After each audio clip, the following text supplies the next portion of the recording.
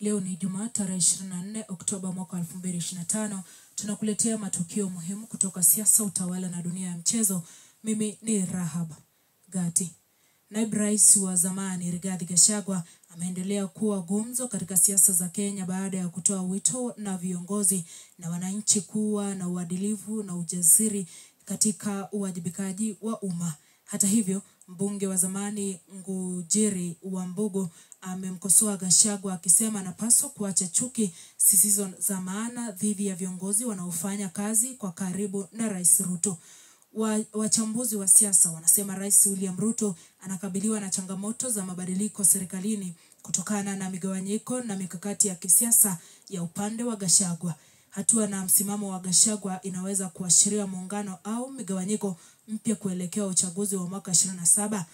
Hiyo ni swali msikilizaji wetu tunakuwekea katika mitandao ya kijamii unapokuwa ukiendelea kutoa majibu pale. Nitasoma majibu hayo baada ya taarifa hizi.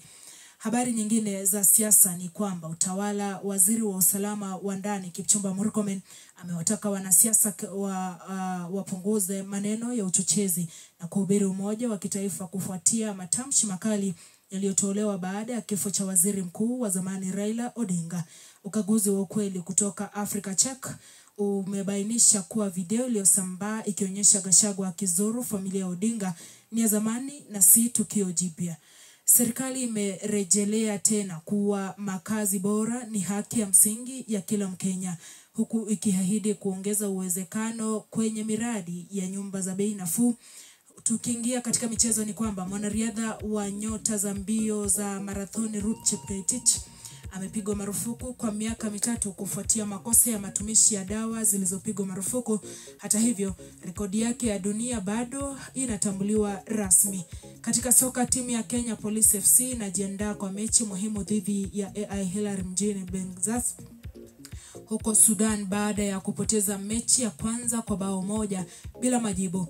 Kenya pia inatarajiwa kuwa mwenyeji wa mashindano ya pili ya Digital Revivals Tournament mwezi ujao. Mashindano yanayochanganya michezo ya uwanja ile ya mtandaoni. Hapo ndipo tunapofikia mwisho wa taarifa zetu za habari za leo. Kwa niaba ya timu nzima ya habari tunawatakia wikendi njema na yenye mafanikio. Mimi ni Rahab Gati.